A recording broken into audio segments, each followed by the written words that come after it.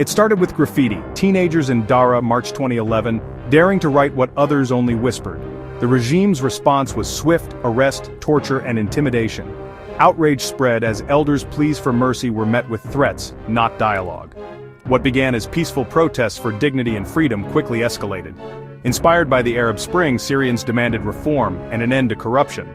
The regime saw only a threat to its power and answered with bullets, not compromise.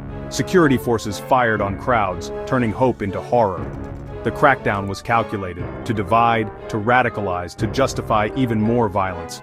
The regime released extremists from prison, targeting moderates, painting all opposition as terrorists.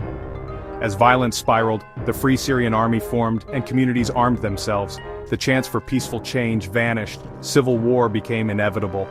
The collapse of state control created a vacuum of power, of law, of economy. Warlords, cronies, and foreign actors saw opportunity in the chaos. The war economy was born, thriving on suffering and destruction.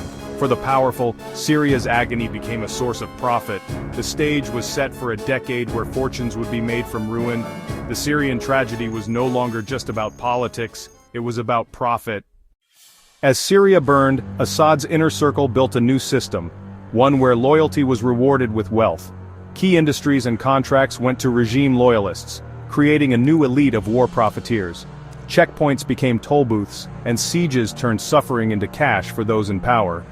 Rami Makhlouf, Assad's cousin, epitomized this system until even he was sidelined to ensure no rival could rise.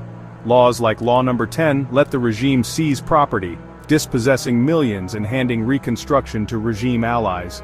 Destroying cities became a business plan devastation, then lucrative rebuilding contracts for cronies and foreign backers.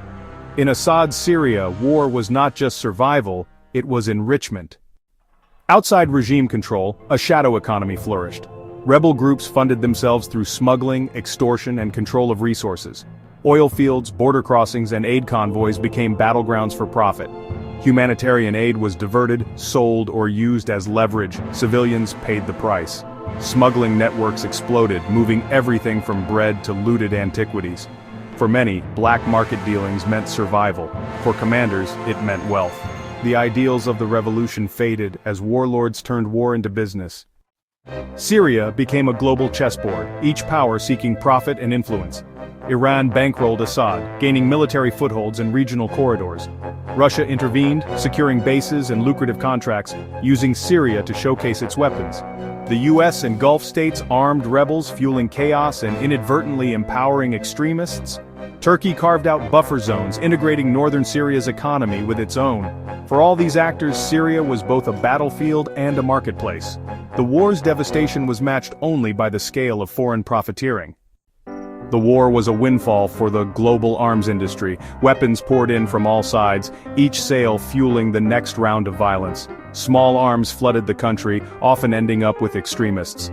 Private military contractors like Russia's Wagner Group turned conflict into a business. The cycle was self-perpetuating. Destruction created demand, and demand meant profit. For arms dealers and mercenaries, the war's continuation was good business. In Syria, every explosion echoed with the sound of cash registers. As the war dragged on, new markets of misery emerged. Human traffickers preyed on refugees, charging fortunes for dangerous escapes. Criminal networks looted antiquities and trafficked drugs, with profits flowing to warlords and the regime. The human cost was staggering: 500,000 dead, millions displaced, ancient cities destroyed. For most Syrians, the war brought only loss and despair. Yet for Assad's elite, rebel commanders, foreign powers, and global arms dealers, the war was a source of immense profit. The suffering of millions became a ledger of gains for a ruthless few. The Syrian Civil War stands as a brutal lesson. War is hell for the many, but a business for the powerful. The final balance sheet is written in blood and gold. In Syria, profit triumphed over peace.